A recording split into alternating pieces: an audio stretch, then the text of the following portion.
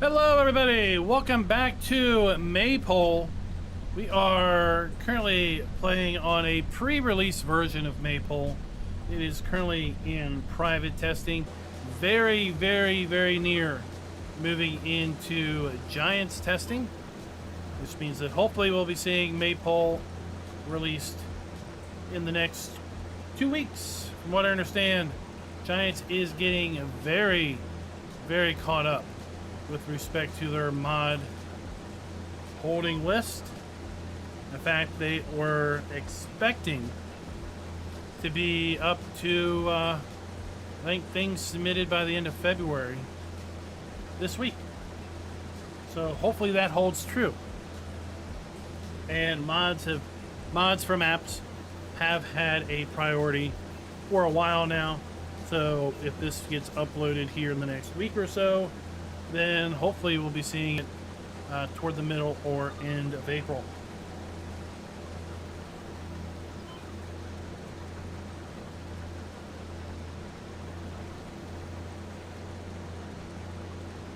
Giants also dropped an interesting blog post today. I'd love to hear your all's thoughts on that.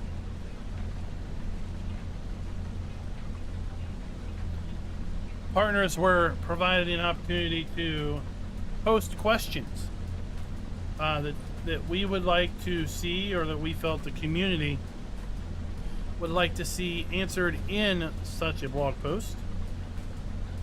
Lots of questions were submitted, lots of statements were made. And the blog post that we had today is a direct result of those. I felt it was a little watered down myself. There was some more to the point questions that were asked by partners, including myself, that were glossed over. I'm not sure if I'd say ignored, but they were definitely glossed over. But I also understand that the blog post needed to kind of be a post for all. Those who didn't even know about mods, to those that were very familiar with mods, to those who are actual modders. Raznak, what's up? Nearly 4 full years, 47 months as a farm baron. Thank you very much, sir.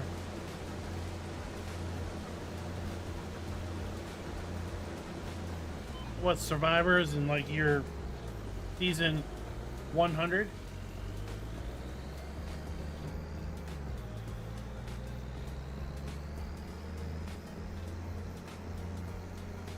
You like Poplar? Poplar does make lots of money.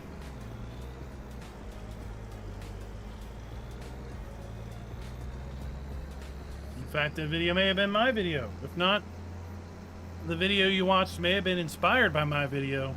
Poplar is very much an ignored crop.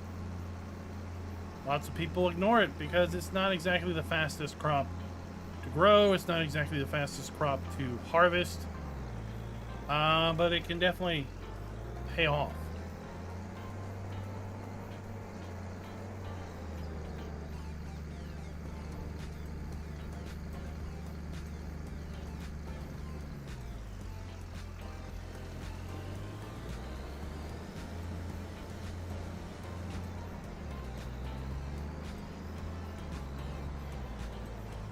I would agree. It was a bit of a fluff piece. I had the privilege of being able to read it on Monday. Of course, we were embargoed on it, so we couldn't really openly discuss it Monday or Tuesday. Based on the discussions that we had in the Discord, it was rather frustrating not to be able to say that various things were going to be covered in a blog post coming up and or other things, but it's something. And as I've told some other folks, you know, it's not that far back of history where we wouldn't have heard anything from Giants. It's just been silence.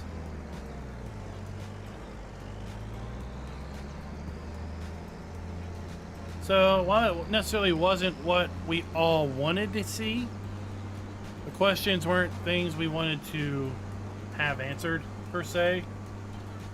They were... No, it was not an April Fool's post. You may think it's a joke, but it was not an April Fool's post in the slightest.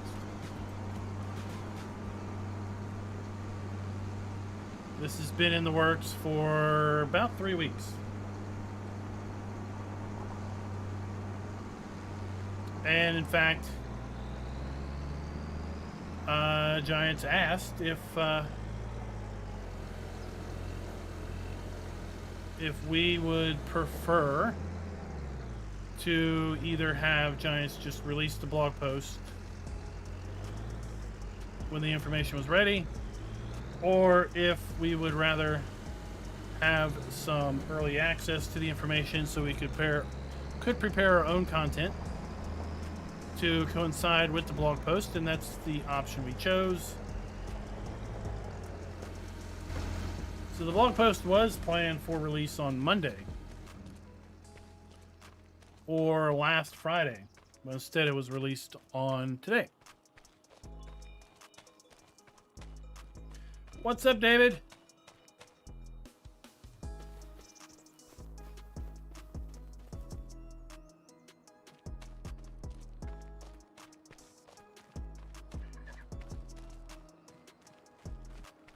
But I would say it's not common knowledge, Farmer G, that Giants actually offers rewards, offers monetary compensation to modders. Of course, based on our discussions earlier this week, monetary rewards are subject to opinion on some things, which I'd like to see changed, but at least they were having a conversation. And I don't know if you saw the information in the Discord related to AI thumbnails or AI generated content like images and things. They don't have any sort of sophisticated tools other than personal intuition that something was or wasn't AI generated. So if something does get kicked back saying, hey, this was AI generated, make it yourself, and you actually did make it yourself, then by all means reply back and inform them that this is indeed original content, and they have no way of basically staying against that. Tony, this is the Cavalier Roy map. This is Maypole. Currently going through the final stages of private testing before it gets sent off to Giants. It's been pretty extensively modified since we were able to do an early access stream back the end of February.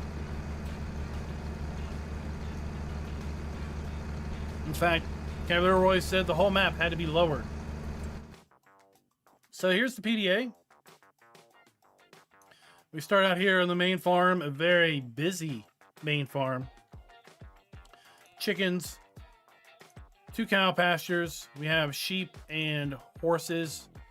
We've got a BGA here. There are secondary farms on the map as well. 1, 2, 3,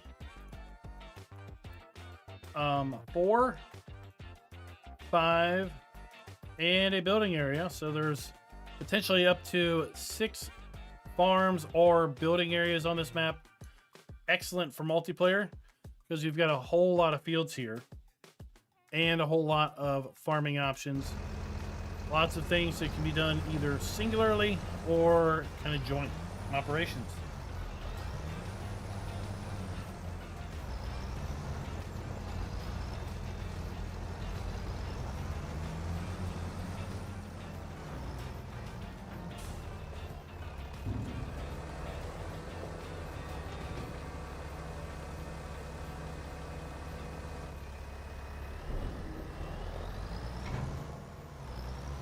All right, let's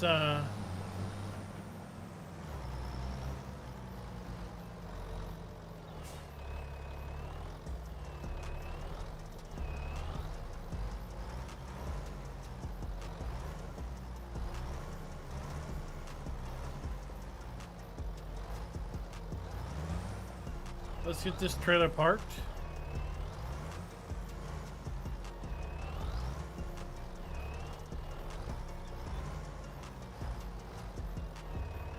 And since it's been a little while since we've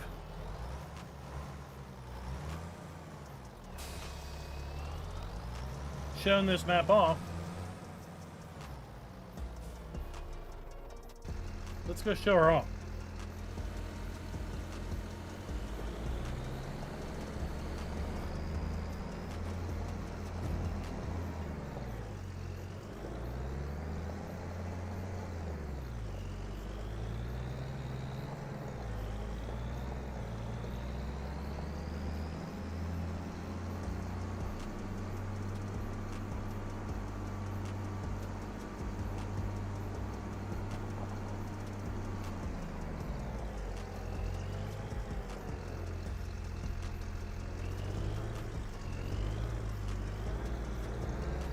Yeah, and like we had well, I tried to have a discussion with them earlier today about, look, if you're going to be changing the guidelines, that's fine. But don't hold people to guidelines for which aren't published, because that gets people frustrated. When things get rejected based on rules that they are not aware of, that is very much not cool. So it would be nice if they would implement a more sensible policy of updating the guidelines first, and then stating, hey, the guidelines have been updated, effective this date. In the future, we will be enforcing the new guidelines on all new submissions, because you can't exactly hold submissions that have been sent in before the guidelines were published to the unpublished guidelines, because if you try to do that, it makes people mad. I don't think I have a forage wagon in the starting equipment, so let's go look.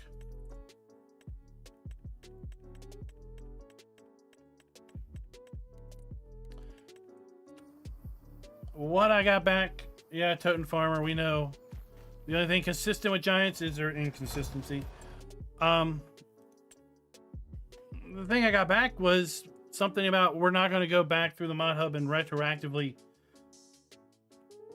remove mods based on guidelines. And it's like, no one suggested that, nor would that make any sense to take anything down that is no longer meeting the current guidelines. That would not be, that would make people even more upset.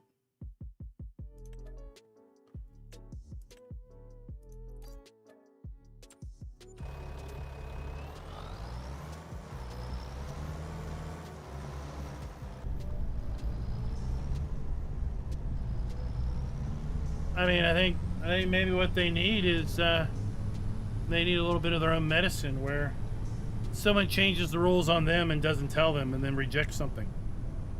Says, nope, we modified the rules, didn't tell you, and you're adversely affected as a result.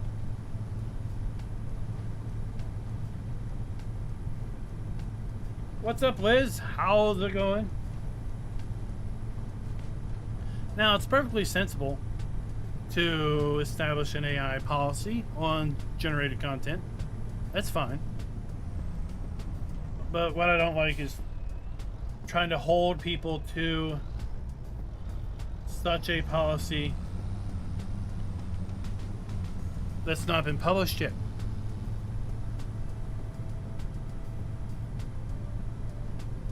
All right, we're going to head over here to the shop. I forgot we're in the wrong country to drive on the right side of the road.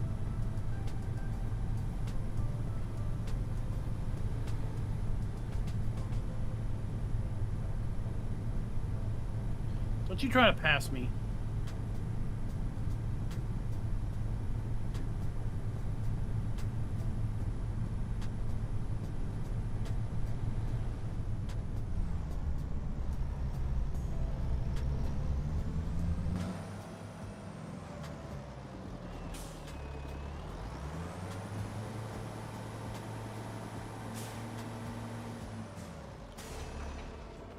But I think also at the same time,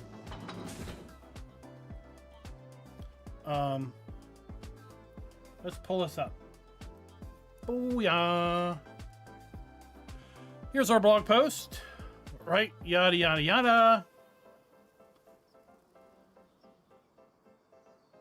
So why do we support mods? So here we go. Right, it's great that they are offering an official mod hub through their own resources, their own hosting, their own storage. That's great. Right? They don't only curate, they test mods via the QA department. That's fine if you can keep up. But when you can't keep up, then you gotta really maybe start to wonder. Am I doing the best for my player base by insisting that every mod that's submitted goes through the same QA testing that our own product goes through? When you can do it and not adversely affect timing of things, great. But when you get to be 4 months behind, 3 months behind, because you're QA testing DLCs, you're QA testing patches, and you have an overabundance of mods being submitted, maybe, just maybe, this is not a sustainable thing anymore. Because, of course, if you hire more QA staff simply to test mods, well, that's going to be a financial burden on the company. It's up to them to decide if they're willing to take on that financial burden. And quite frankly, that's why lots of game companies don't do this testing, because they're not willing to take on that financial burden. Is that necessarily a bad thing? No. I don't think any gamer thinks negatively of any company that offers mod support because they don't explicitly test mods in-house. Right? We've got monetary rewards for modders. Not everybody knows this. Not everybody knows that the incentive to send to the mod hub isn't only because it's the only way to get console mods, but that there is some level of monetary reward, or the modder could choose to have the rewards donated to a charity.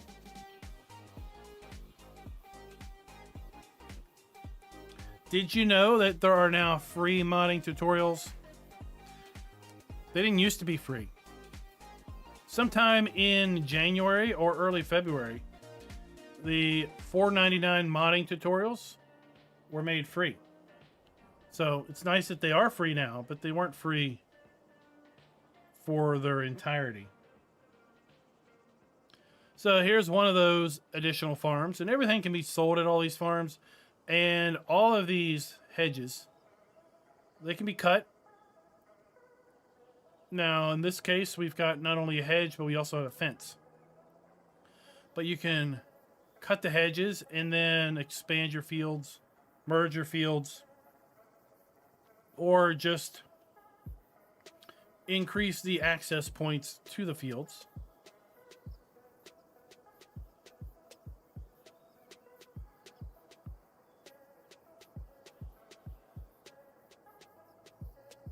Lots of production on the map. We've got a bakery. Let's run down through some of the other productions. BGA, carpentry, cement factory, cereal, dairy, grain mill, grape processor, oil mill, potato processor, sawmill, spinnery, sugar mill, and tailor shop. We don't own any of those at the start, so that's kind of neat. It's another one of the farms. This one's going to be for pigs.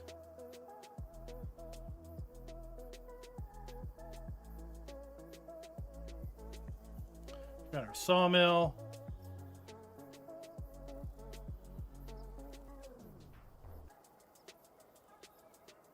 Another one of our farms.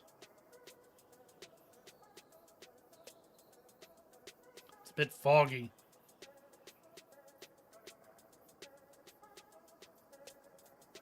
There you have another one.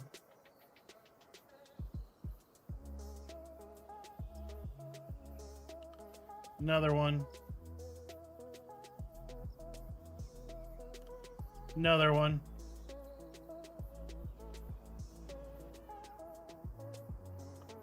Our build site. And then there we have 2 wheat fields, and we have several grass fields that we own at the start. And we're back here to our farm.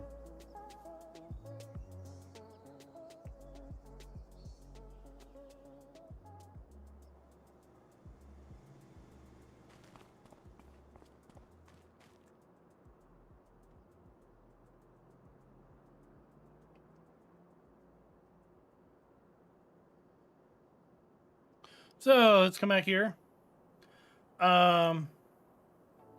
You know, testing. This is where they could have put a lot more meat and a lot more potatoes, but they did make one admission in here, which personally I think may have been a little hard for them to at least admit, right? But the fact that there's over 1,500 mods that have been tested since the release of FS25, that's in its own right an interesting statistic. And I've asked Giants before. Like, do you have information on how many mods have been released to date for FS22 versus FS25?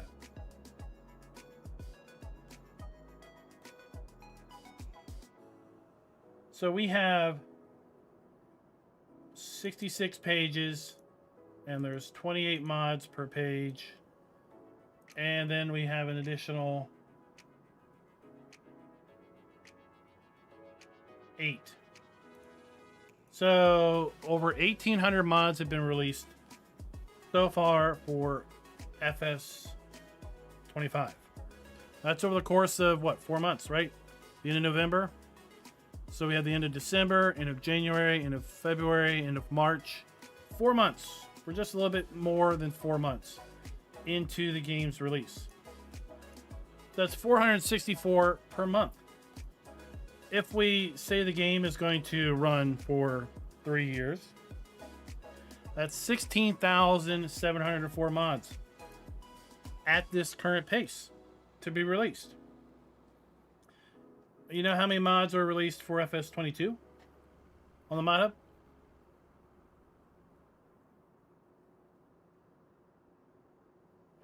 Well, there are 306 pages at 28 mods per page. Let's go back and do that again. 306. Would you stop it?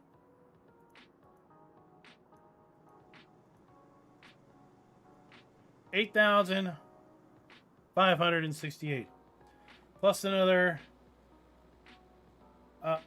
let's say 12. What the hell is going on?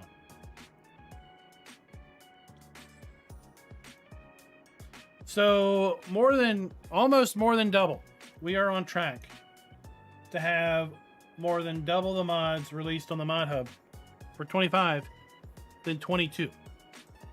That's the type of volume that QA's got to deal with, on top of testing the game, testing patches, and testing DLCs. Is that sustainable? I say it's not. I say it's not sustainable, and quite frankly, I think maybe they're doing less of a service to the community by going through the testing process than if they wouldn't. Just saying. Although it is nice to have a mod hub where you feel you can get quality stuff, because as a PC player, I know it's a wild west out there when you start going off on your own and finding mods.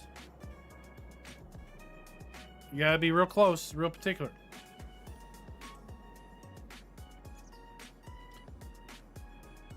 Console testing, approval, right?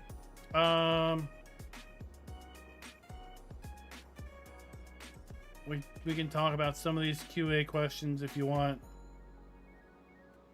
I thought these QA questions were pretty straightforward and pretty logical, but of course, it's possible that some people didn't realize that testing every mod against every other mod is mathematically impossible. But what I thought was difficult for Giants to admit is that they have had difficulty in keeping up with demand. That they did not fully anticipate, I don't think, on the demand that there was for mod testing as a result of the increased submission rate.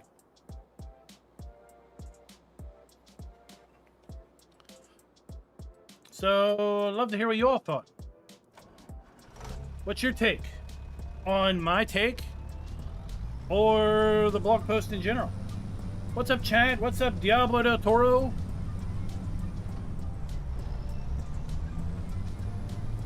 Holy bejesus, I didn't ever hooked up to my thing.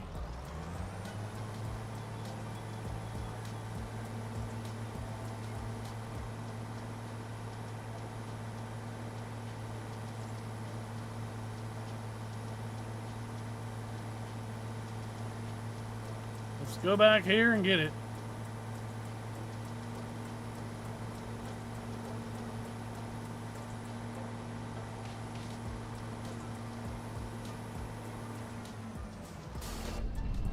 All right.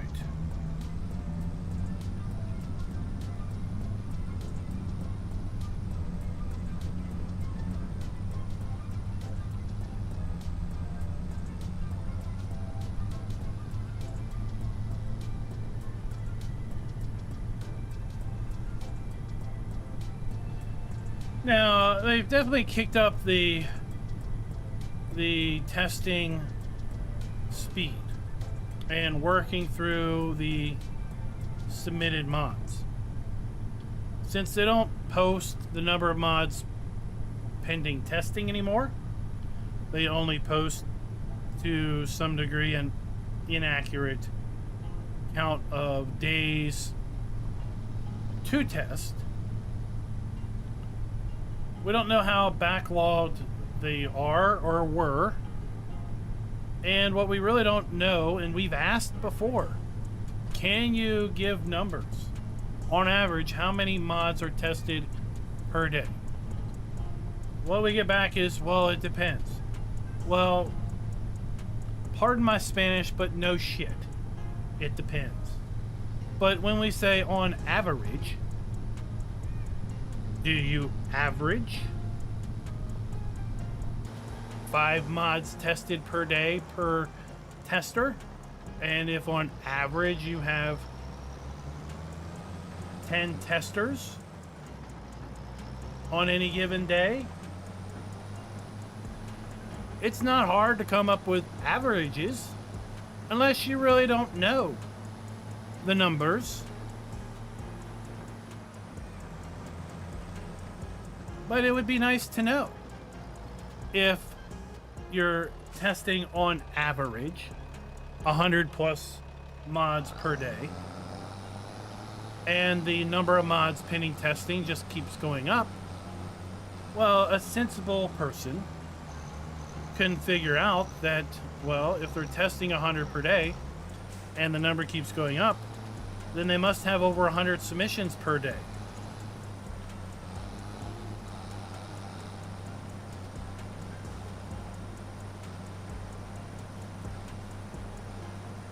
Right? And Is that a big number? Is that a small number? We don't really have a sense of scales on things, but when you can't keep up, you gotta feel that that's a bigger number.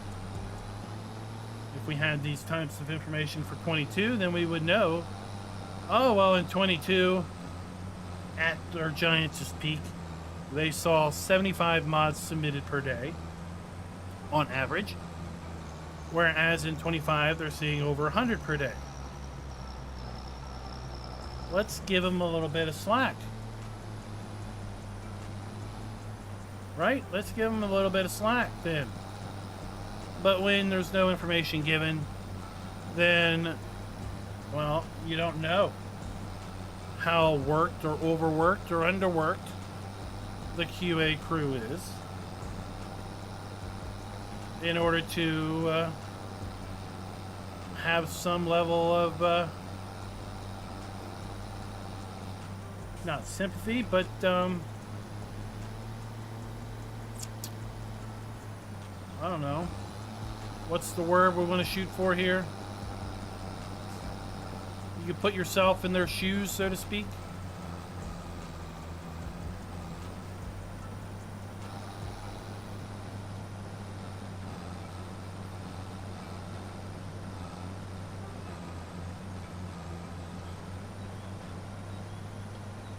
I mean, I feel like they never really got caught up in 22. There was always what felt like a couple hundred mods pending testing.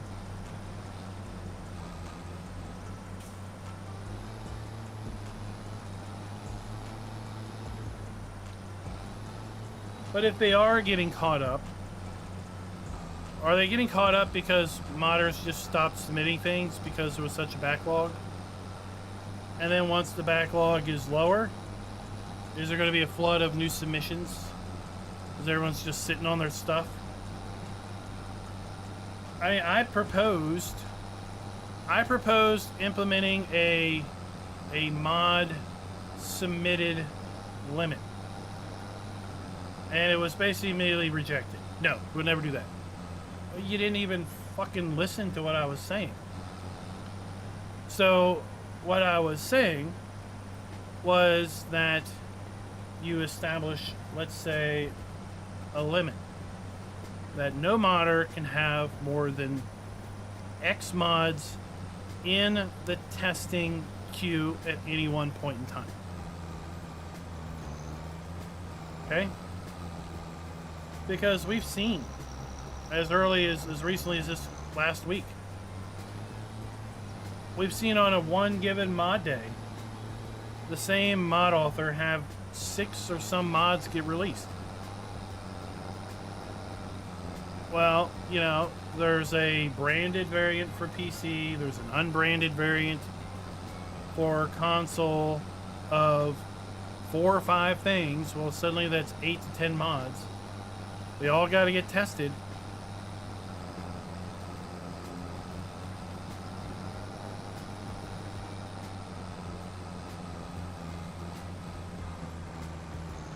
Well, if you're having a hard time keeping up with the submissions, then maybe you need to find a way to throttle the submissions a little bit. And establishing a max number of pending mods per mod author could do that.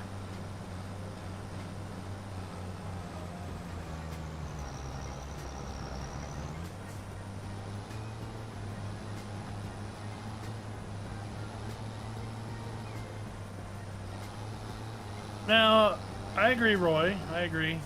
Now, there was a statement made in a Discord channel that I couldn't follow because it was a modder asking for clarification as to what a particular status meant. And the answer given was that it was covered in the blog post. Well, I've read the blog post, and I didn't see anywhere where there was a listing of statuses and explained which status meant what. So I don't understand.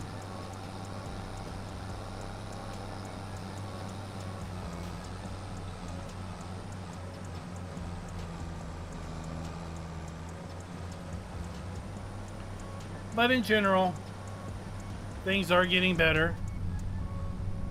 It's nice to see the Giants did, at least, publish something. Even though I think it wasn't what some folks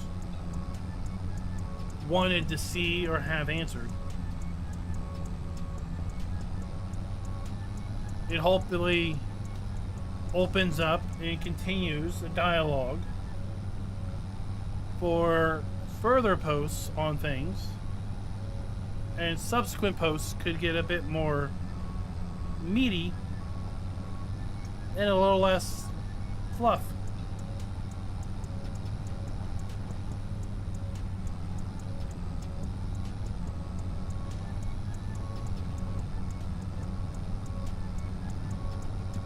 Oh, they were definitely cherry-picked. And they were definitely softballs. And, I mean, yeah. One of the parts that I had, I guess, the biggest issue with was the rambling on mod testing order.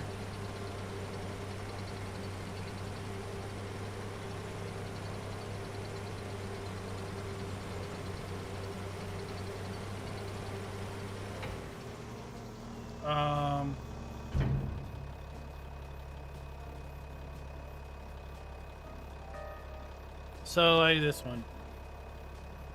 Why is it that a mod appears to be skipped or delayed? So this definitely came from modder, and it's definitely probably related to, hey, I know because modder X posted on their social media that they uploaded mod Y on this particular day. Me as a modder know that I uploaded my mod 3 days earlier than they did, yet their mod has been tested and released, and my mod's still pending. So how can mods be tested in the order they're received when I should be 3 days ahead of this other dude who's already released, right? It's happened, right? Mods are not skipped or delayed by more than a day. I would call that phony. Short skips are usually because of batch processing to make our workflows more efficient. I call BS on that because we're using efficiency as an excuse for not doing what we say previously about testing things in order received. Meaning that when mods are skipped, it's because it makes our process somehow more efficient to cherry pick which ones we test when. That's how I read it. In some cases, newer submissions are tested in advance to test automation workflows against upcoming update. What? Why do you just randomly pick a newly uploaded mod to randomly test against a workflow as opposed to doing what you say up here to test them in order received? It's black, it's white, it's not 30 shades of gray. What's up, Joshua?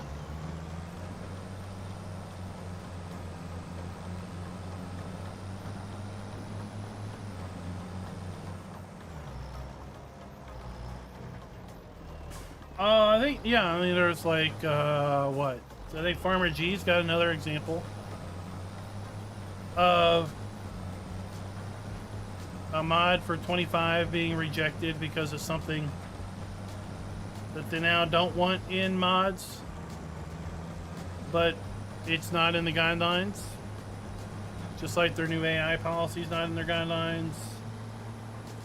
But the new guidelines are coming soon, yet existing things that are submitted are being held against guidelines for which aren't published.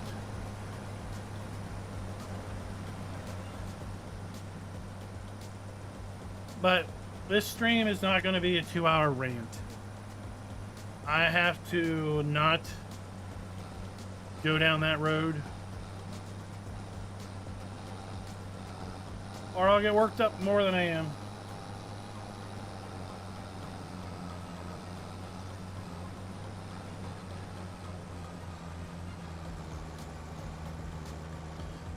Yeah, and it's like,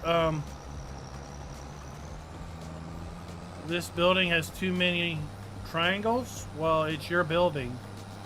All I did was pull it out of your map and put it in my map. So why is your map not tested to the same standards mine is?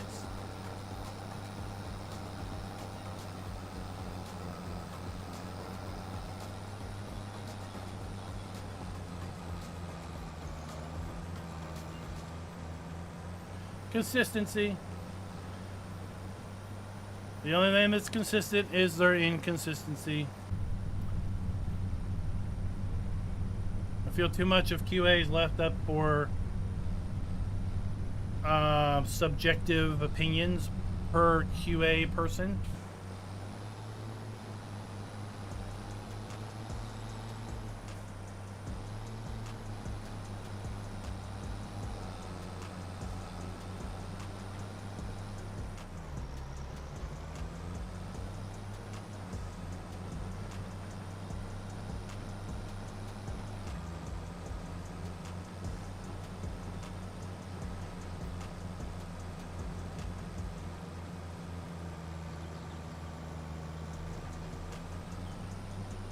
But sadly, it's a game we must play if we want stuff on console, which is unarguably the largest player base for Farm Sim.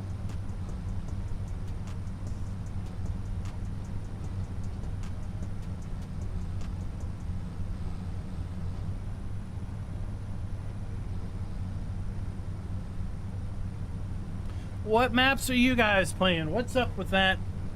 What are y'all looking forward to? It's Q2. We got lots of things coming in Q2. Precision farming. We have a new DLC. Performance on the plains and prairies. There's at least one patch coming. Most likely just ahead of that DLC. And supposedly more content updates. I tell you what, that was one statement I had made. When we were offered the ability to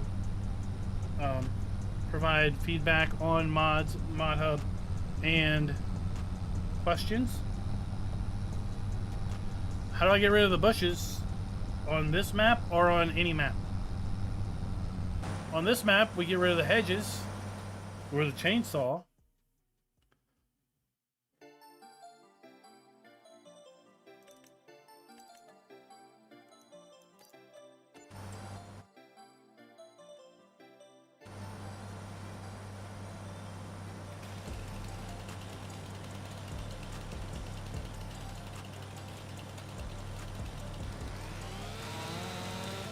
Presto!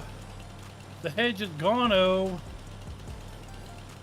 course, it's got to be on land you own.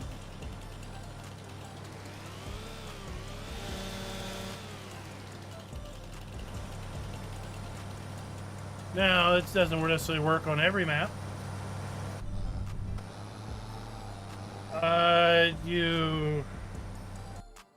Let's go find a shrubbery.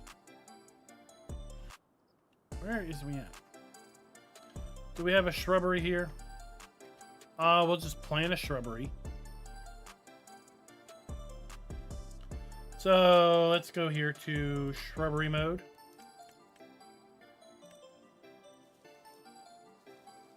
Right? How do you get rid of that? Well, just come over here to painting. Grab any paint and paint over the shrubbery. They go away. So that's how you can get rid of shrubbery on any map.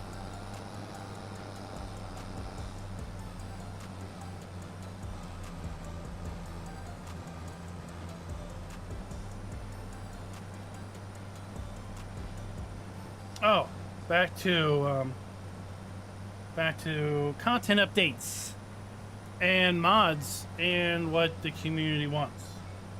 So, one of my statements was that the player base doesn't want Giants delivered mods. Okay? What do I mean by that? We do not want mods that state that they are by Giants. Why do we not want that? We don't want that because mods on console take up restricted space.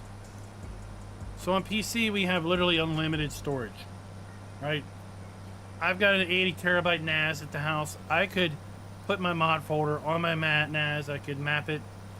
I could have 80 terabytes of mods. That would be stupid, but I could do it. Console, I think you're limited to like, I don't know, 4 gigs, 6 gigs, some little bit.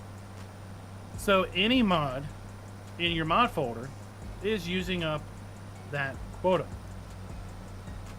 Well, when Giants puts out a ton of mods, and I'm trying to get to them, then, well, they're going to consume up mod space because they're mods.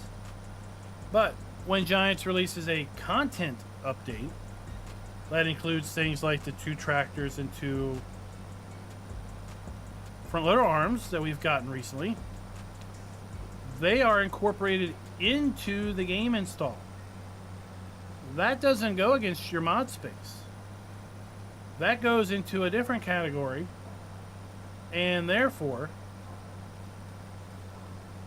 all of these, imagine all of these, if they were delivered as content updates, as opposed to mods, it means all of these could, one, be available across all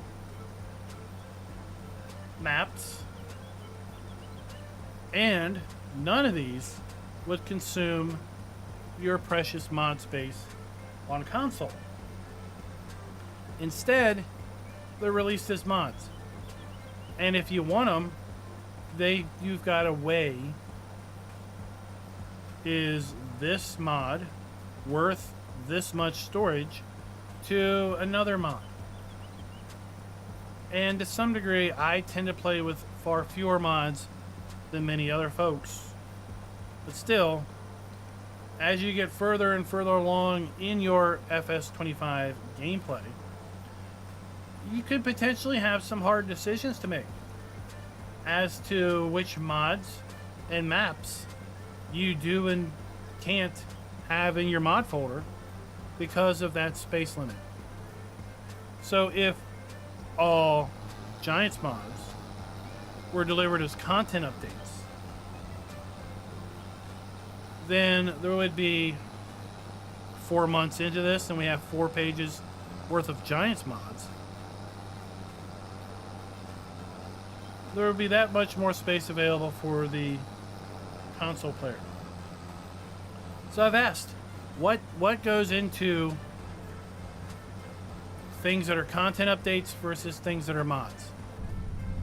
Why can't we have anything that's a mod instead be released as content update? You heard the response. It was nothing. Crickets.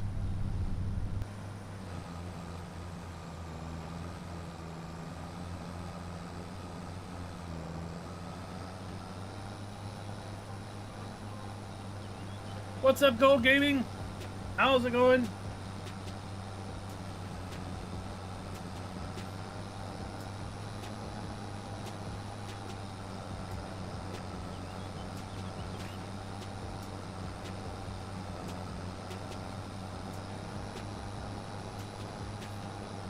Yeah, a lot of these hedges are hundreds of years old, right?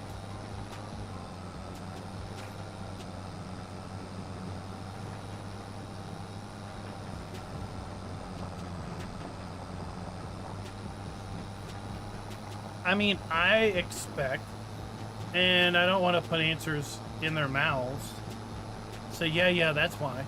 I expect the reasons things aren't released as content updates is contractual.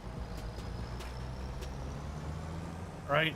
I expect things they release as mods, they don't have necessarily a contract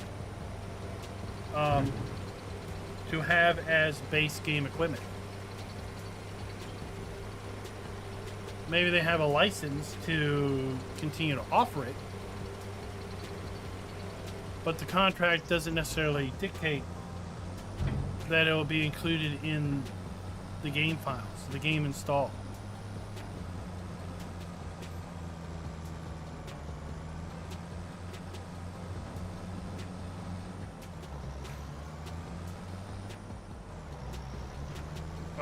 Nothing's better than grilling in the rain. Yeah, we have a remote meat thermometer for that very purpose.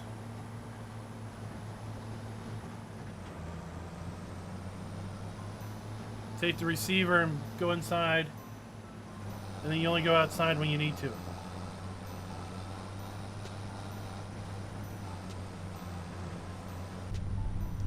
But I do like when mappers give you that option of saying, you know what, hedges are the thing for UK maps, but we know hedges aren't necessarily a thing for everyone.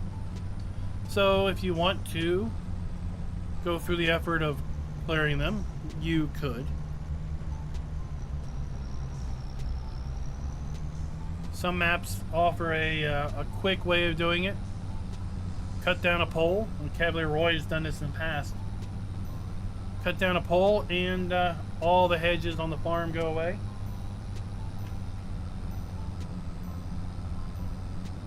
Or cut down a pole and all the hedges in a particular area go away. Something I really liked in that Polish map recently was that you can delete the collisions, sell the collisions on the utility poles on the fields you own. Right? Some people don't like collisions on poles or other things in their fields because they don't want to have to deal with AI farming around them or their own farming having to go around them. So they want the hedges to be, or the poles to be free of collisions. And then others want them to have collisions. Well, if you let the player delete the collision, sell it off, then you basically can appease both player bases.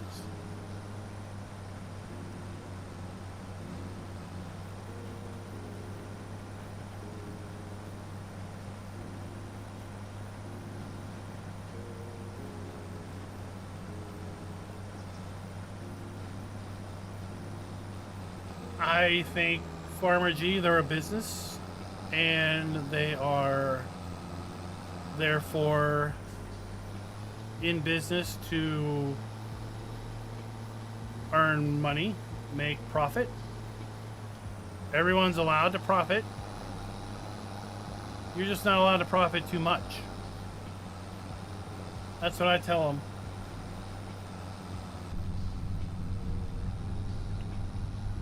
That's what I tell the vendors I work with. You're allowed to have a profit, but you can't profit too much from me. You can profit more from someone else.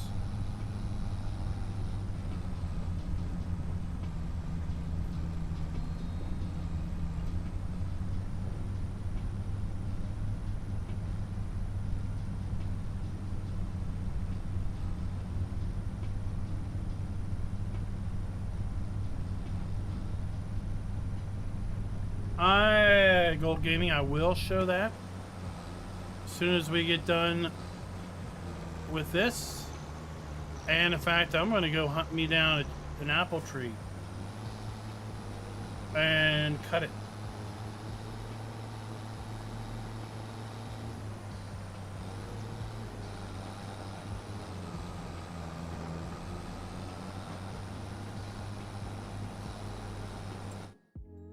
So let's go and purchase. Oh, let's buy that. All right, we bought that farm. This is a standard size map, Tony, because it's going to go for all platforms.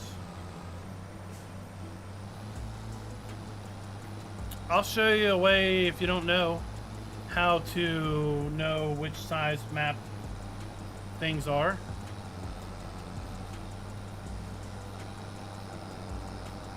So there's the mini PDA, if you will. It's a UK style map, so there's lots of small fields. They all have hedges in between them,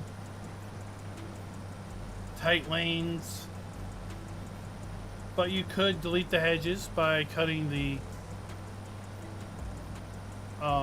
post that is uniformly placed in the hedge, and then grinding those stumps down. You can merge those fields.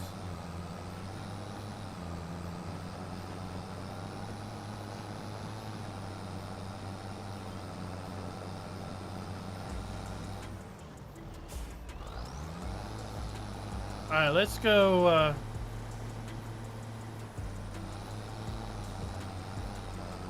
That's good enough. Let's go help Tony out and explain to him and everyone else how you can establish how big a map is. It's pretty easy. It's pretty straightforward.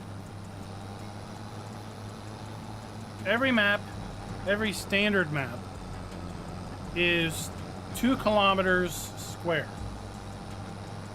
2 kilometers north and south, 2 kilometers east and west. A 4X map would be 2 maps wide and 2 maps tall. So that means that a 4X map would be 4 kilometers north and south and 4 kilometers east and west. Well, as it turns out, the coordinates that are down in the mini-map are basically 1 meter square. Okay, so right now the coordinates are 1292 by 975. Let's go to the extreme southeast corner of the map.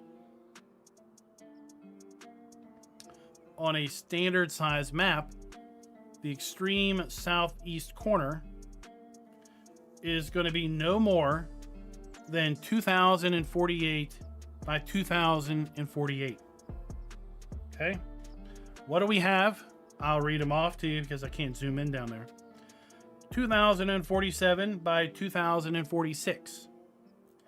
If we go to the corresponding northwest corner of the map, the coordinates will be 0, 0 on a full standard size map.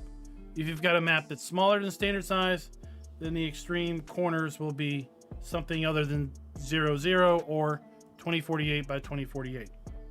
On a 4X map, the extreme southwest corner or southeast corner would be 4096 by 4096, basically the double of 2048 by 2048. A 16X map would be double 4096. Okay? Because a 16X map is 4 maps wide and 4 maps tall. Okay. Let's find a cherry tree and let's cut it down.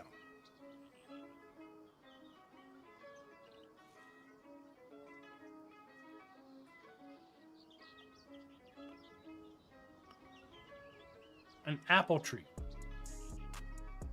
There's probably not an apple tree on this farm because, you know, I don't know what apple trees look like. This is terrible. How can I find an apple tree if I don't know what they look like?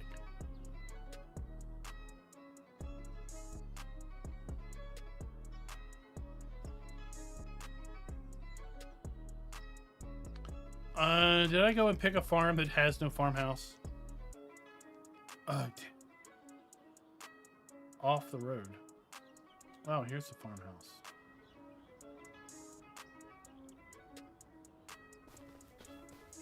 Or is it this pole?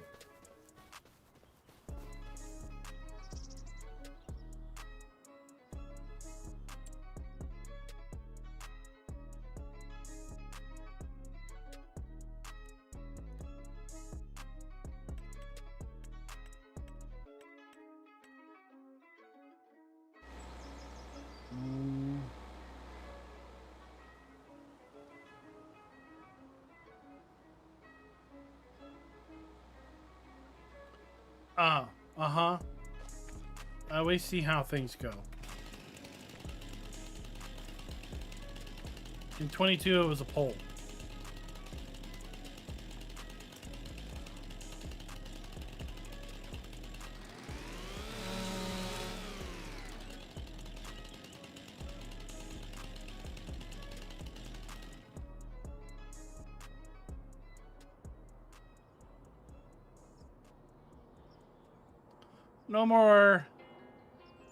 No more hedgy hedge.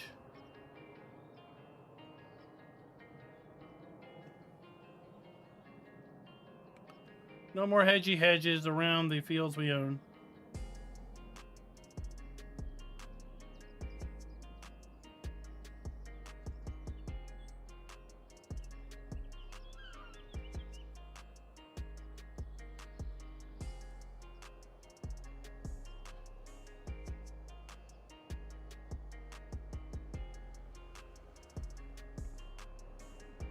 You say if we cut this one down, they all go away?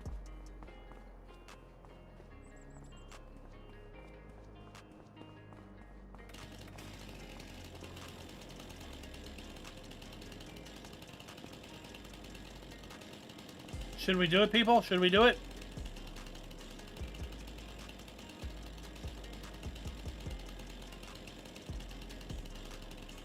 I need to know.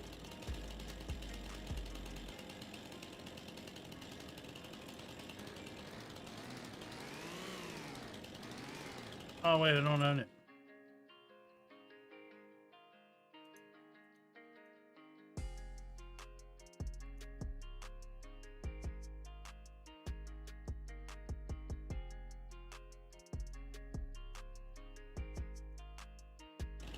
Can't buy it.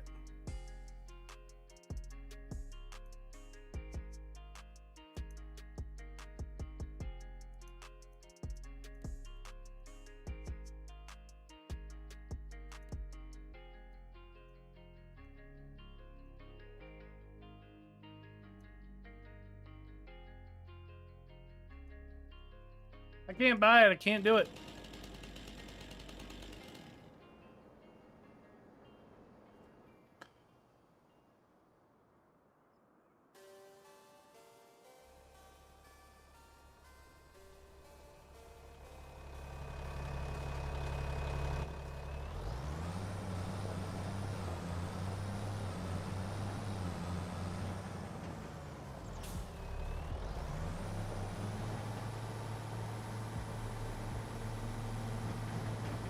What's up, Artemis?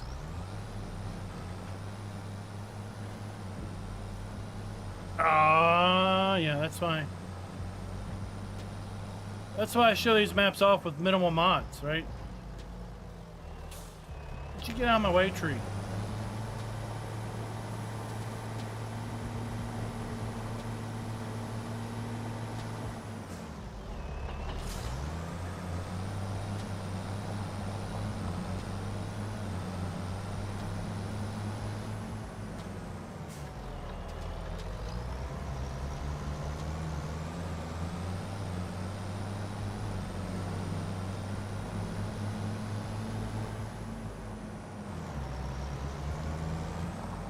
Alright, where? Here's the mowers.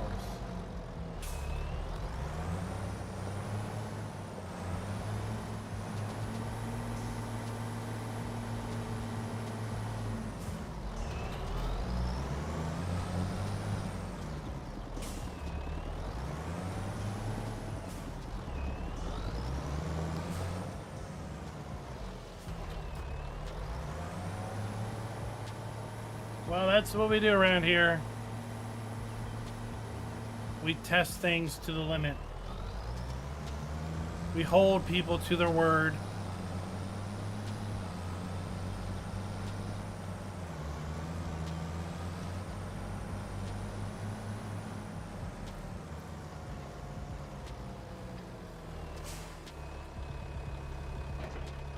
All right, let's get our mowers rocking and rolling.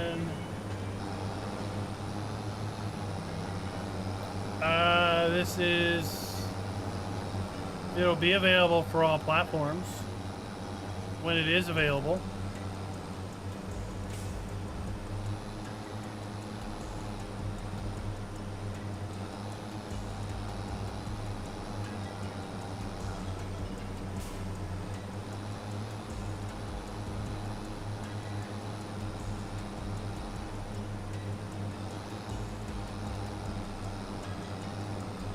So why did you have to lower the whole map?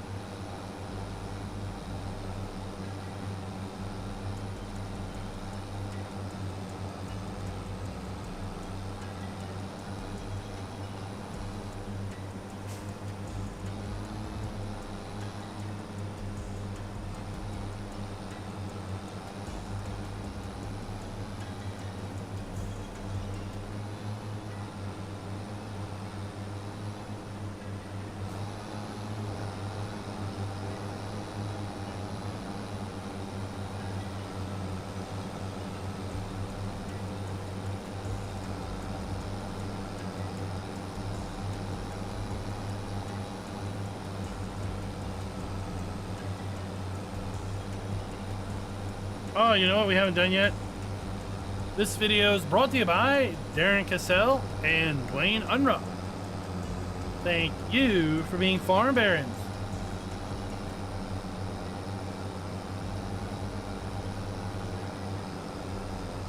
And I talked about this in the pre-show, but I'll go ahead and mention it here again. Tomorrow, we're going to do a special live stream on Thursday here on the channel. We're going to be live streaming American Truck Simulator because Missouri is releasing tomorrow, and we'll do a convoy of Missouri hitting various cities in the Cruising Missouri event. Trying to see as much of the map or the state as we can.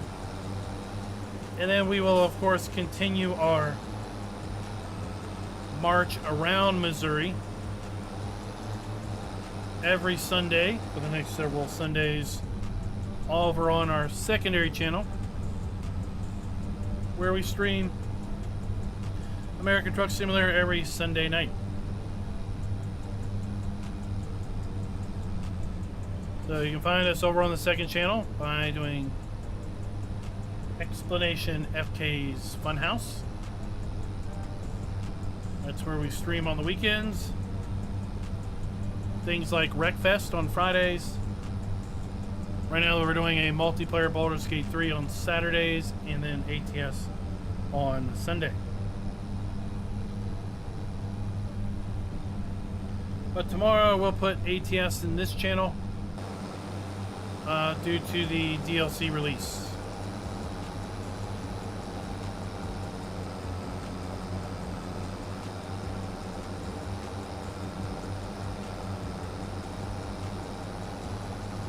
Oh, so it was really ground hugging fog or underground fog. You have to have caverns in order to see the fog.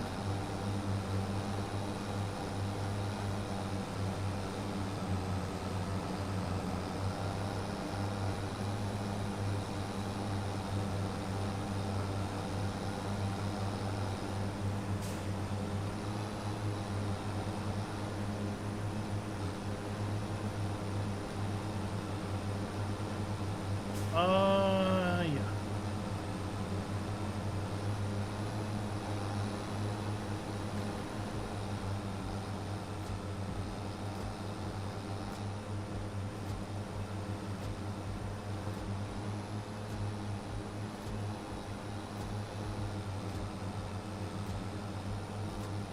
Well, you know, I was fighting fog when I was trying to get a thumbnail.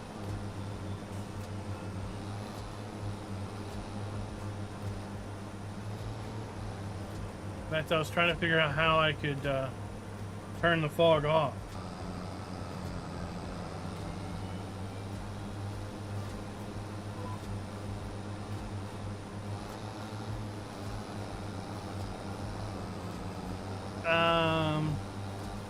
Apparently I'm supposed to go the other way.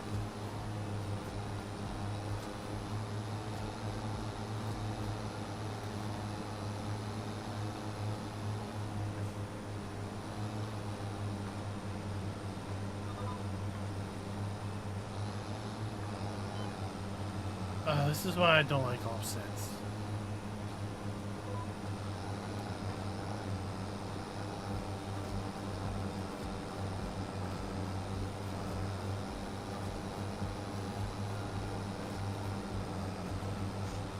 Paul, I think hopefully you'll like it.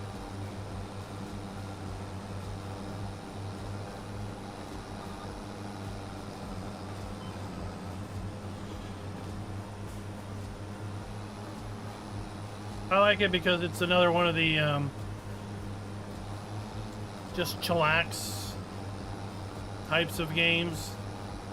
Just you in the open road.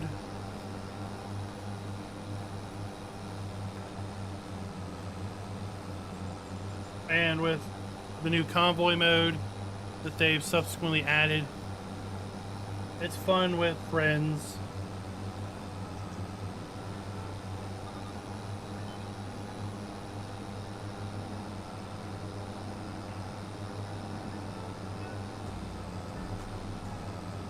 Especially when you see them crash and wreck into things.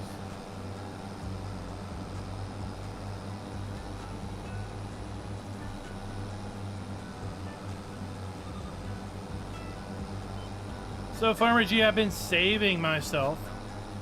I haven't really watched any coverage of Missouri. I've not read much of the recent blog posts either.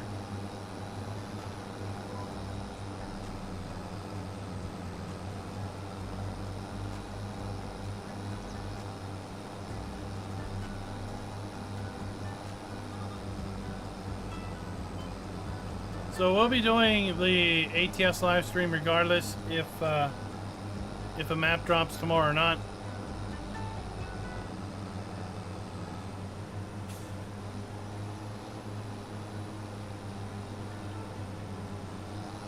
I'm hoping the Minnesota map does not drop tomorrow because of that fact, but I do know that it entered console testing yesterday. That was the map that we showed off right before the NextSat came out, and then during the NextSat early access period, we were on that map.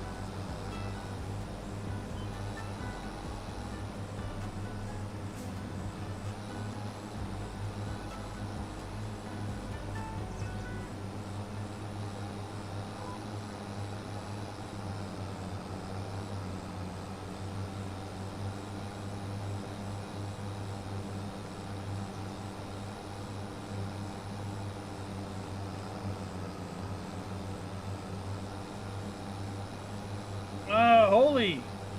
If you haven't seen the live streams I did, go back and check the live stream tab. You should see those back in early March.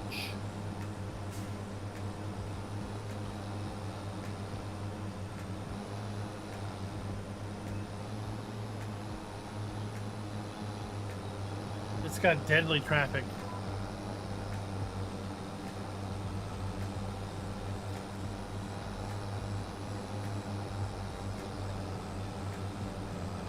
What's up, Tukey? How's it going? And this is that'll be the guy's first map released, my understanding. In 22 he did some kind of private edits for his own use. And then in 25, he took to mapping. And, you know, we spent some time earlier in the live stream ranting a bit about the blog post today and things, but the fact that we have over 1,800 mods released on the Giants Mod Hub just a week or so more than 4 months out, right? We're like 4 to 4.5 months out of the game release. We have 1,500 mods released. Well, not 1,500, 1,800 mods released on the Mod Hub. If for the next 3 years, mod submissions and mod releases are at the same rate, there will be more than twice as many mods released for Farm Sim 25 as there were released for 22. Twice as many. The modding community is very alive and very healthy, and somebody just turned the lights off. There are not 800 slurry wagons, but you could say the same thing about 3-meter cultivators.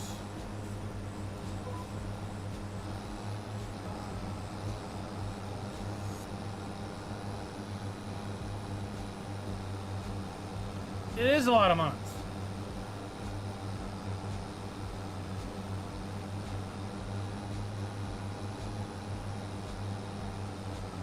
I'll tell you what. Oh, why are we running at 10 times speed? I found out yesterday that tomorrow night is an open house with my kids' middle school for next year. It's like, we need to get there at 6 and get out of there by 7.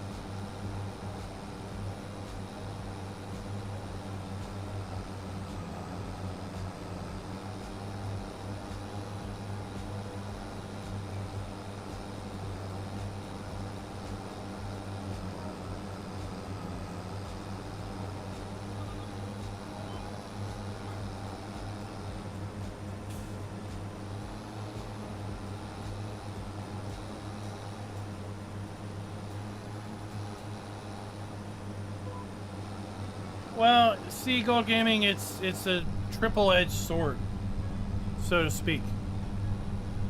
Okay? In FS19, they had a policy that was not so looked upon favorably,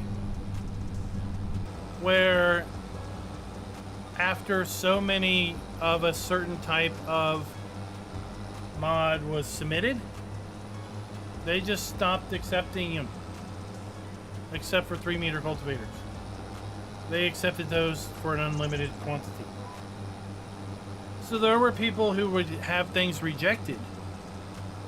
And the rejected reason was, we already have enough of those. Excuse me? Yeah, we already have enough of those.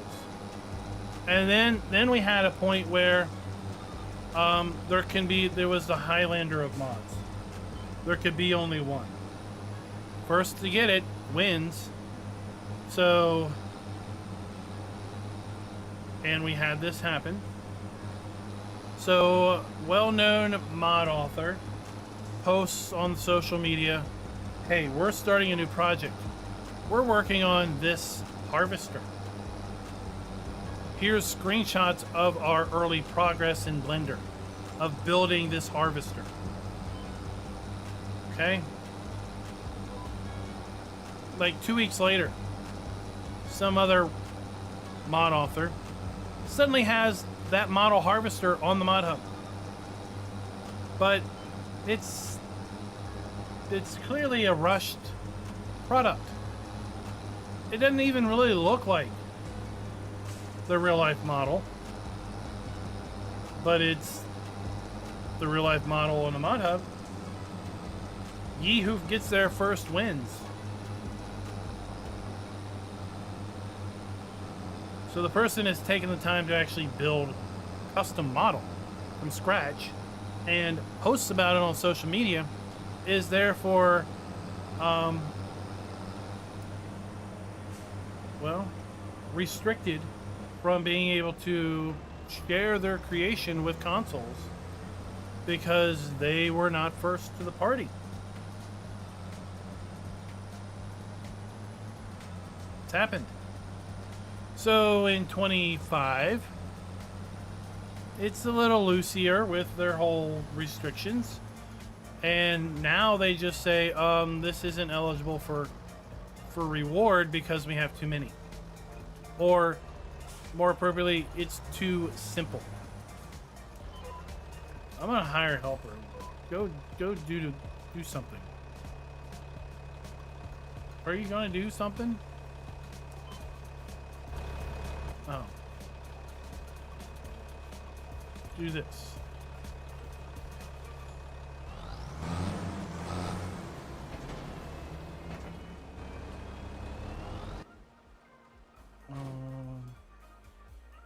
That's too small. I need to buy a tractor.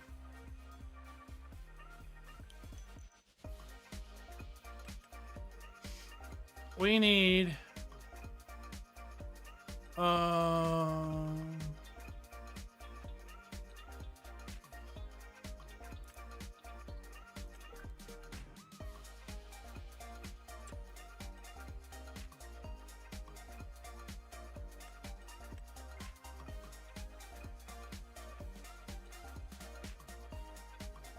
oh man.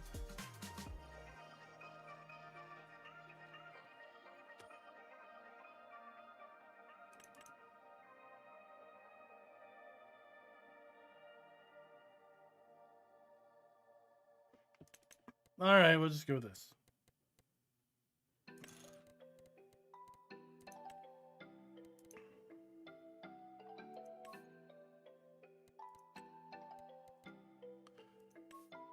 Why not?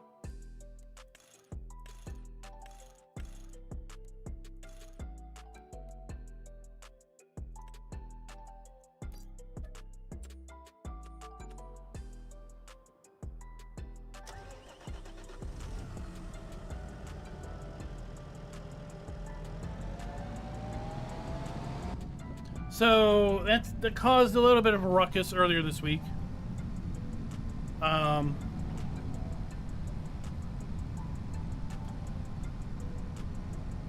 But it's also, so what happens when you have a massive backlog of mods?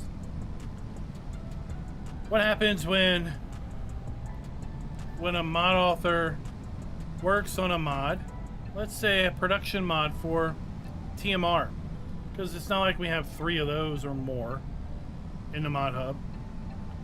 Let's say you're working on a TMR production and there's no TMR production on the mod hub yet because it's still early. And you build your TMR production, you send it in, and 3 months goes by before it gets tested. In the meantime, 6 TMR factories get released. And then yours gets tested and it's rejected because there's too many TMR factories already. Hello, McFly, you sat on it for 3 months. There weren't 3 released when I built it.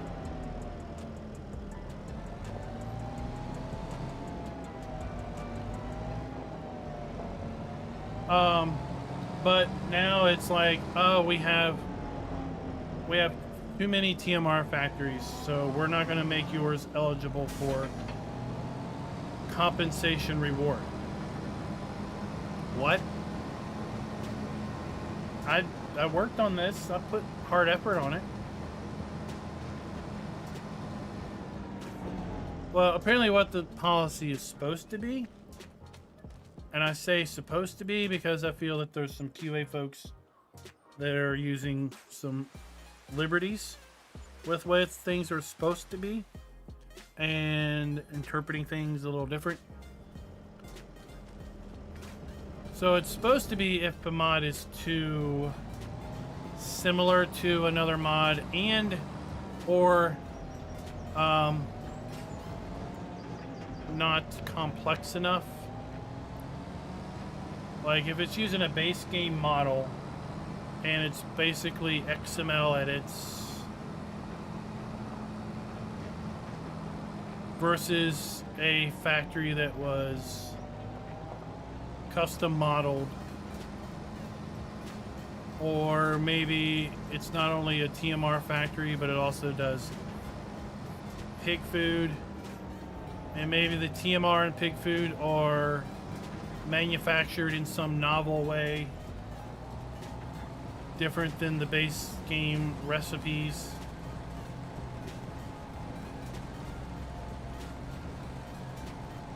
Right, what's the... I really should have windrowed this thing, shouldn't I?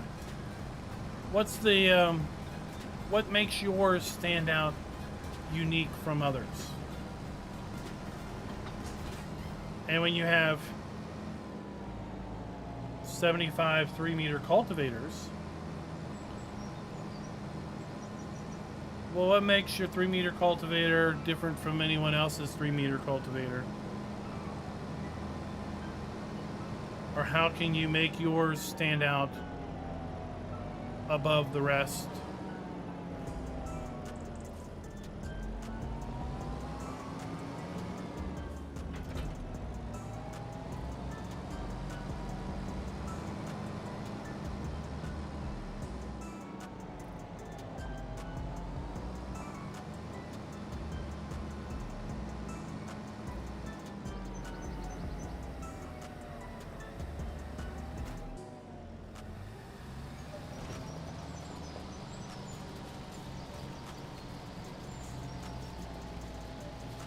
But whenever you start offering monetary compensation,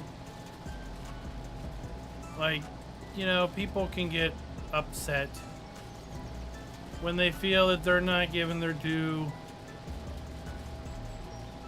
reward or due diligence or whatever, right?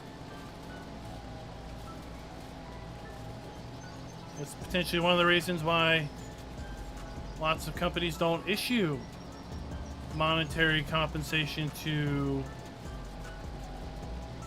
modders. It's just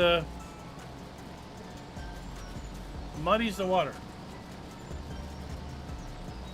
Dwayne, what's up? Did you get your ATS issues fixed?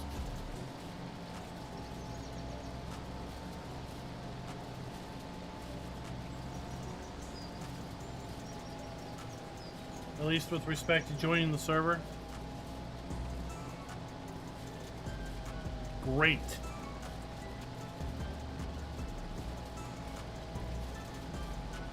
What's up, Simper? Are you going to join us tomorrow night?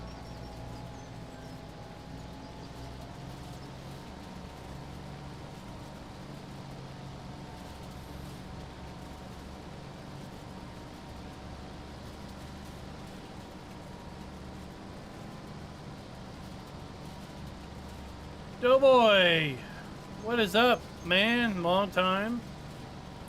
Long time. It's been a few weeks.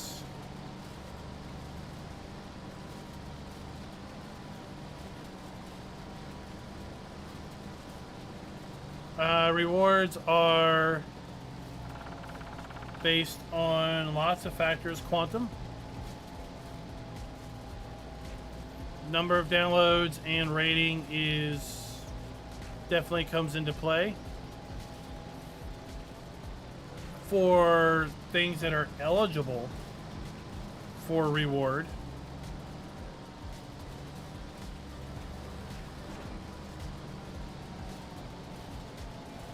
This is not a New York map unless there's a New York in the UK. This is Maypole. It's a English style map.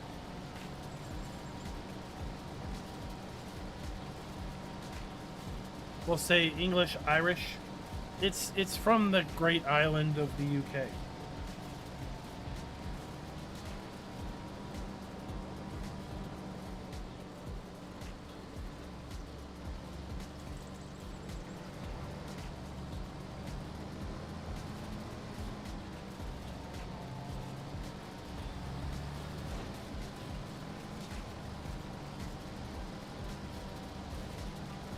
But you can pretend it's New York.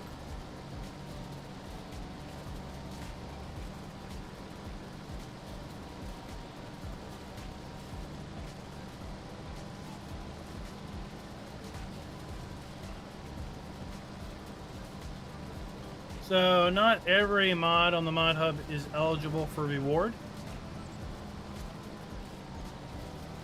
And some of the, well, what makes a mod eligible for reward is not so cut and dry.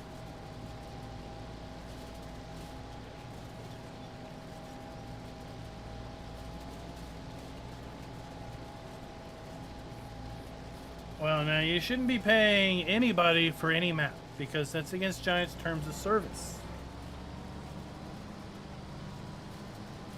In fact, you should be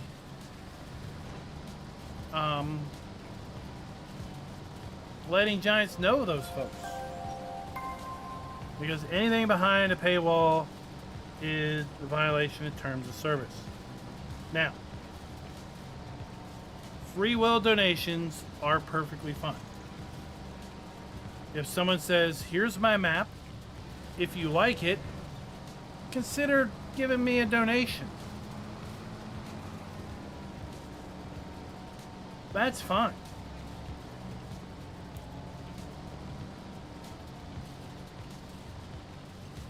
If you say, everyone that gives me $5 will have access to all of my mods for a month, that's not a goodwill donation. That's a monetary transaction for services rendered. That's a paywall. Thank you for the sub, Hunter.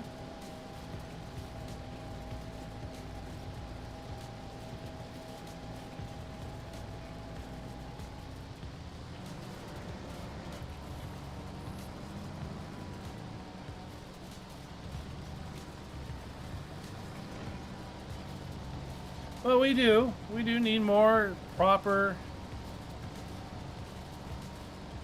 North American maps that aren't just cookie cutter square fields, rectangular fields and things.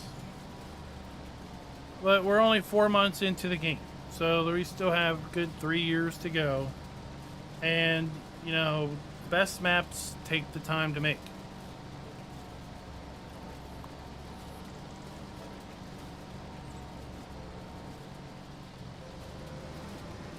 Will was working on a revisit of Emerald Coast,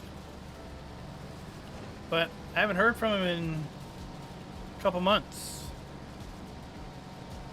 I'm worried he may have had a little bit of a health relapse.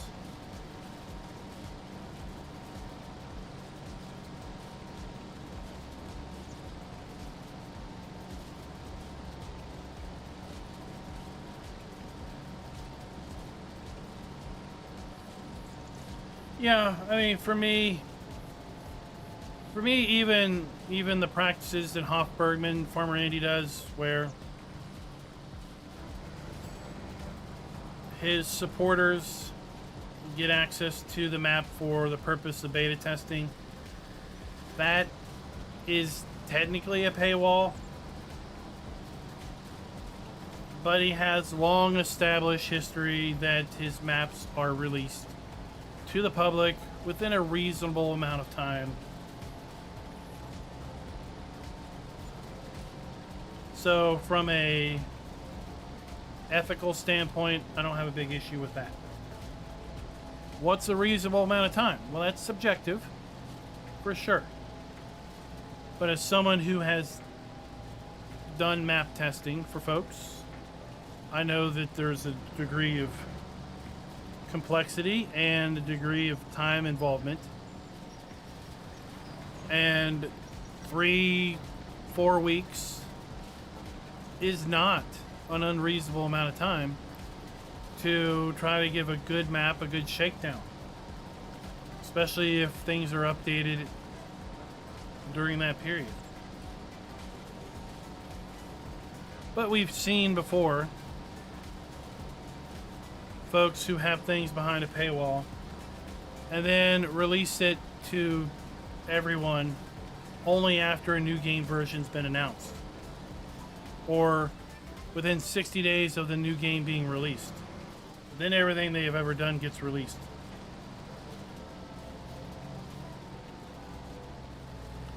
That, for me, doesn't pass the within a reasonable amount of time test.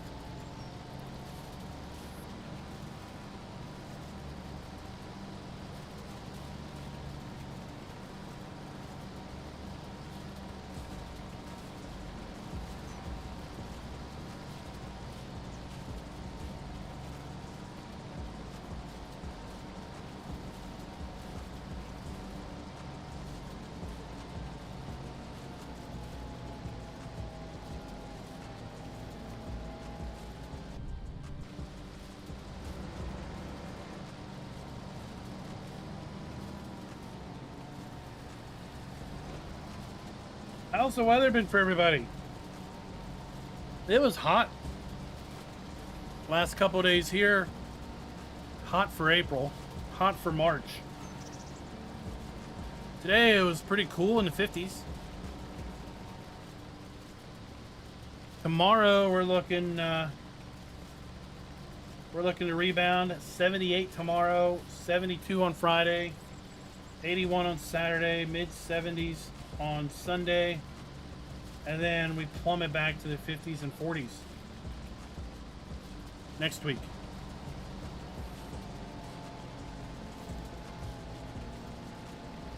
A little bit of a false spring. Trees are popping with leaves, pollen is out in force, grass is starting to grow.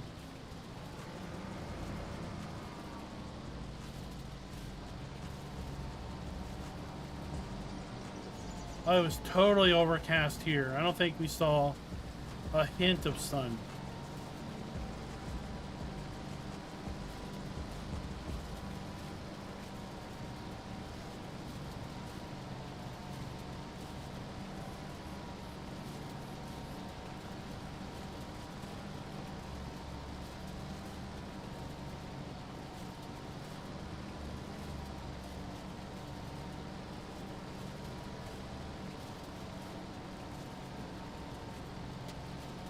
You can keep your snow. We're done with it.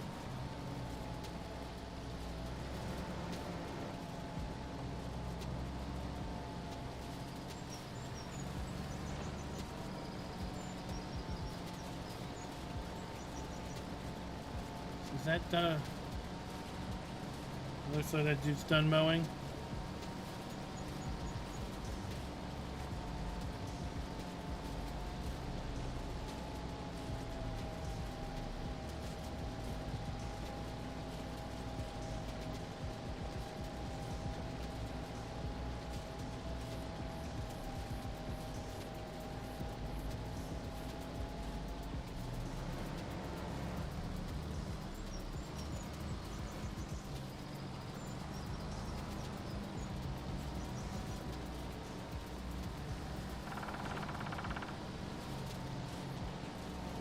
Raz, well, the more you get old, the thinner your skin will be, and the less you'll be able to deal with your cold, yeah.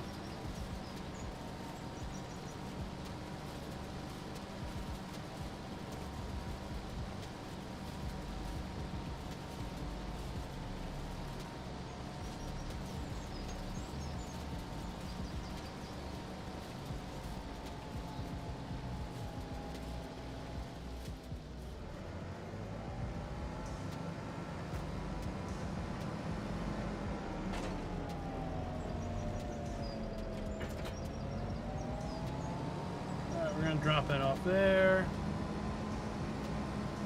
I'm going to TED that for next time.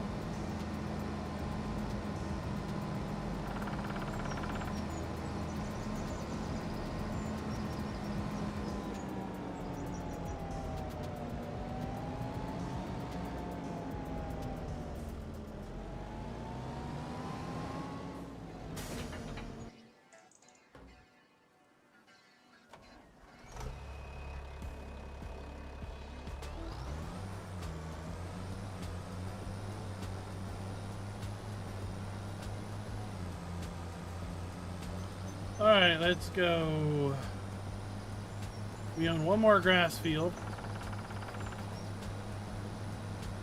I think.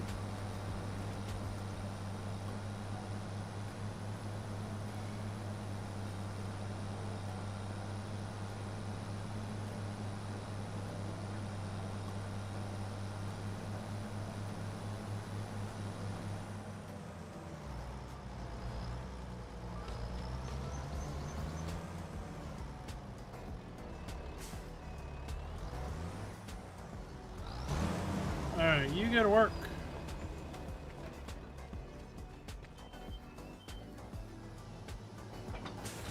No, gonna connect to this. This tractor doesn't go. What are you doing, dude?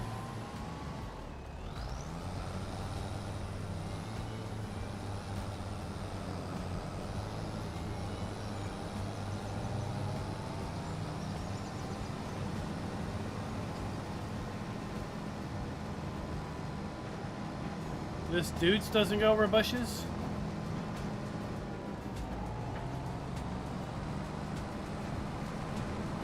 Oh, wait. There we go. I mean, nothing goes over the hedges on this map because they have collisions.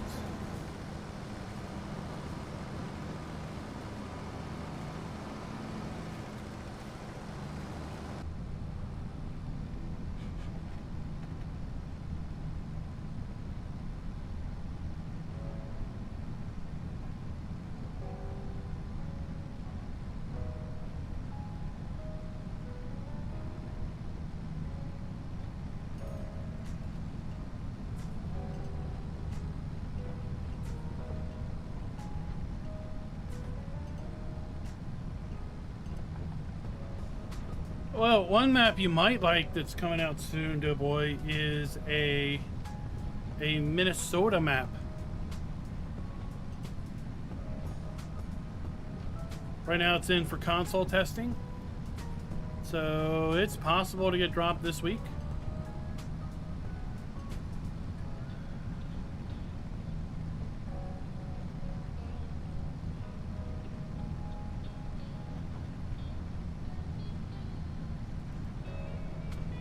It's got a very natural field shape. The only issue is traffic runs are like 1,000 miles an hour.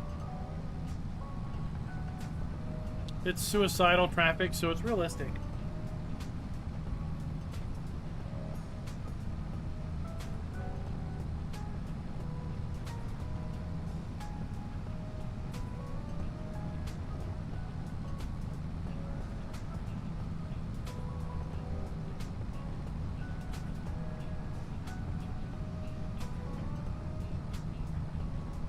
Alright, this is grass. So we need to take grass to our sheeps. Sheeps. That's horses.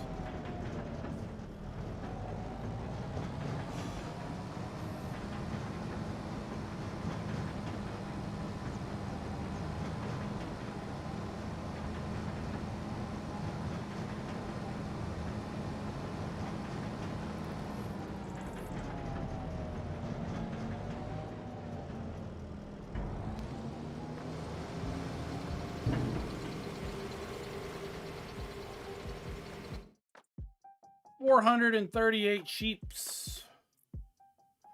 Or should we get goats?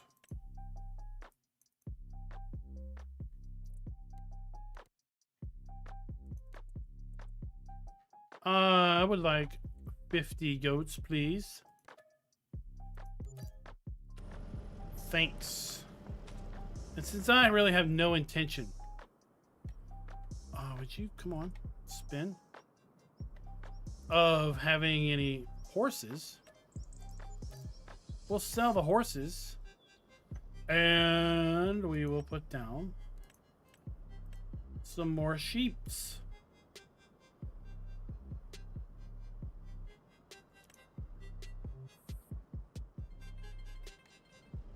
Are you serious?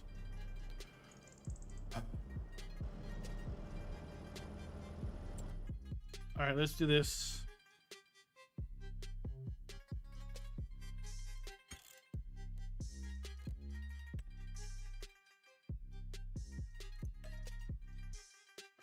Usually I don't do this, but we'll do it.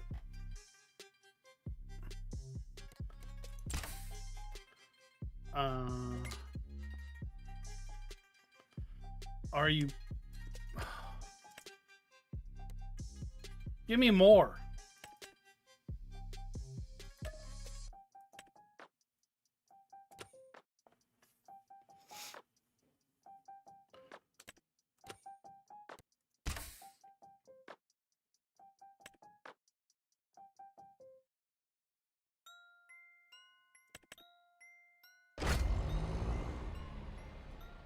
Of course, if you're on console, you'd have to go to the other farms and sell off farms or animal areas until you were below the threshold, which I think is still 10. I don't know why it's 10. Is that a performance problem? I wouldn't think it would be a performance problem on current gen consoles. I would think it would be a performance problem on last gen console.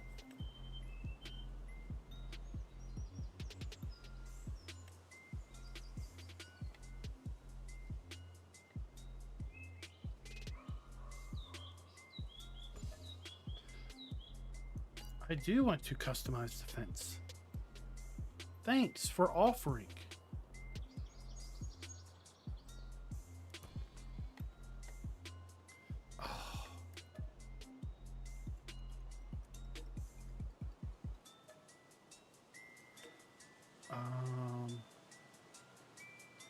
H.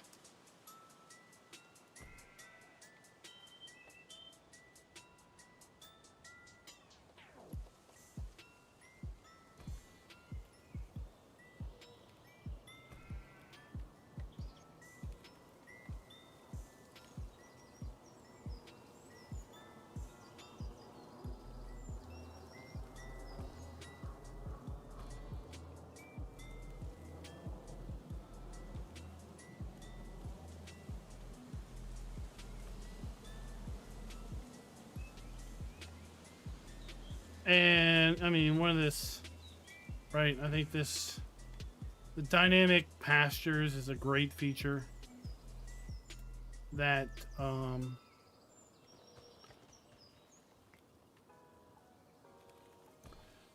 really I don't think gets enough credit.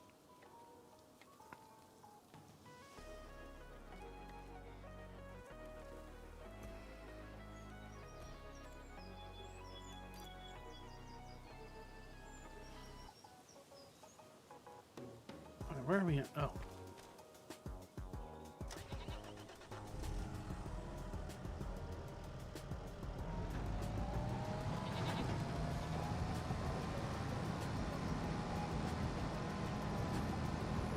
Yeah, we had to go a little weird with our fence because of the tree collisions.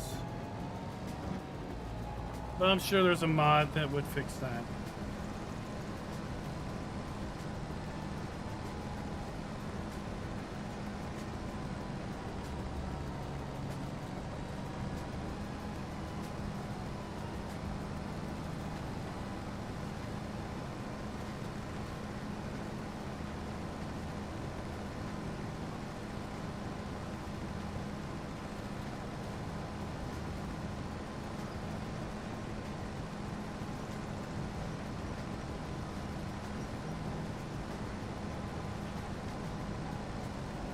So we'll put sheep in the other one.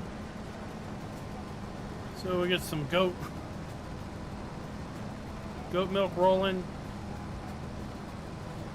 Get some wool rolling.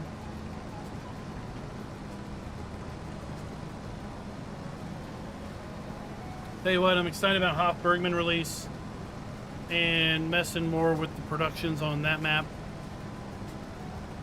Building out the butcher.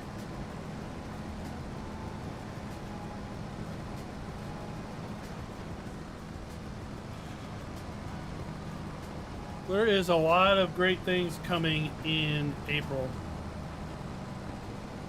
Hopefully Precision Farming will be this month. It was released April of 2022 for Farm Sim 22.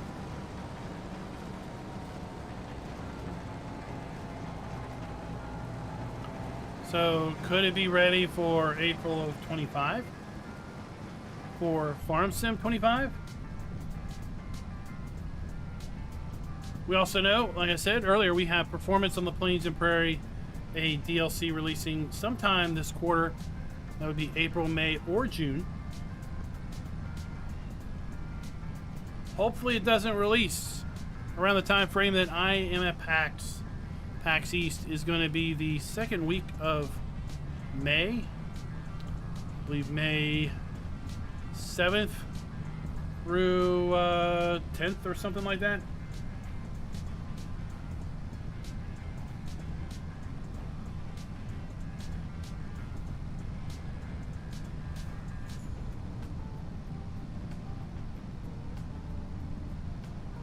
If you are in the greater Boston area around that time frame and can make it to PAX, it's definitely worth checking out. If you're into computer gaming, which of course you would be if you're watching this channel,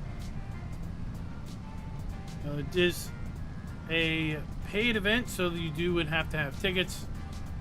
It is worth checking on tickets because they will sell out. B3, what's up?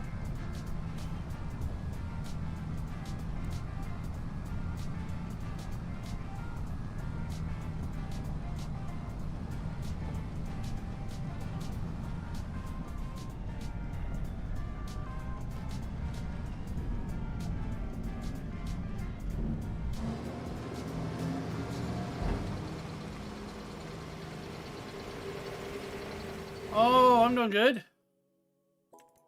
We're doing good. 2,000 sheeps.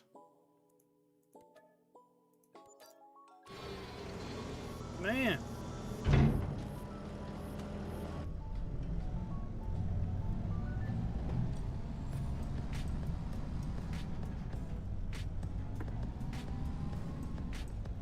Let's go get turned around.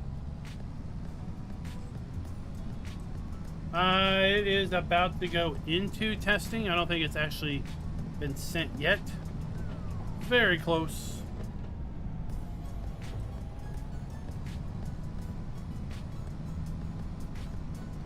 Alright, Raz, later. Catch you. Catch you later. Tomorrow night, you could join us, American Truck Simulator.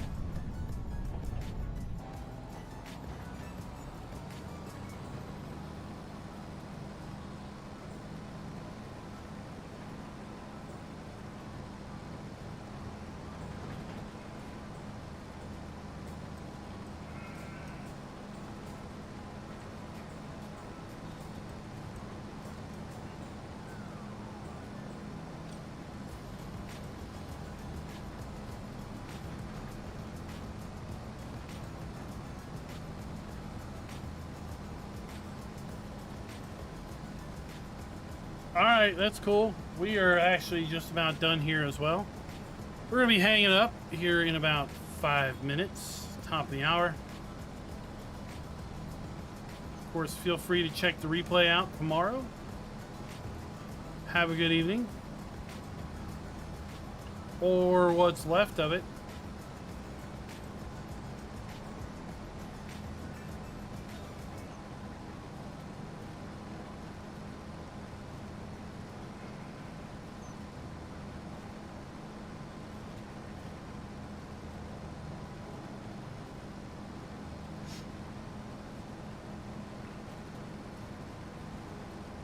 And for everyone else, like I said, we are just about done for the night.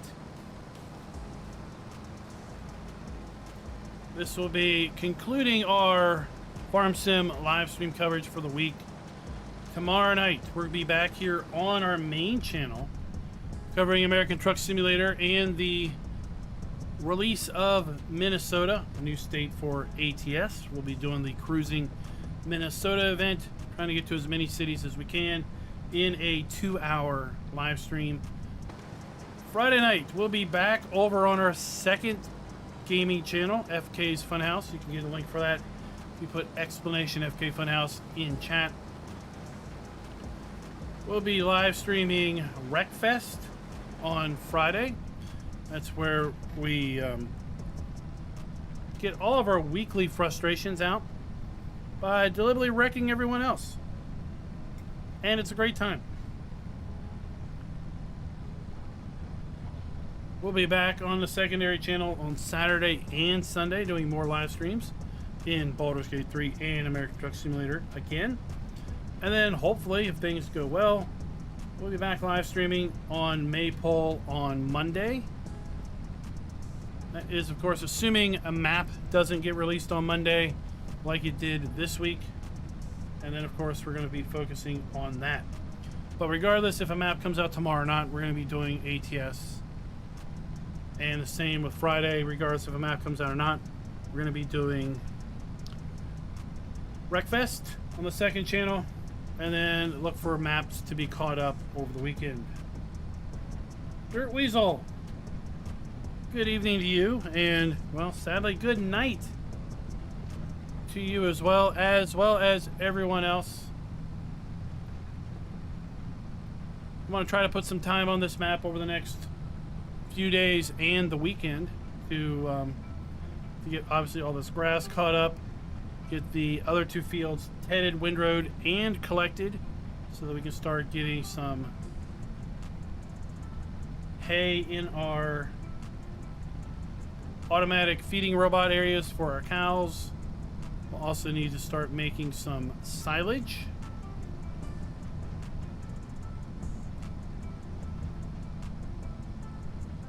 And then we'll see what else we can get into here on Maypole. We'll probably change over to Wreckfest 2 once there's more Wreckfest 2 content. Right now it's basically a playable demo with a handful of fields or a handful of maps or tracks and a very small handful of cars. It'll probably be a while. Until next time, happy farming.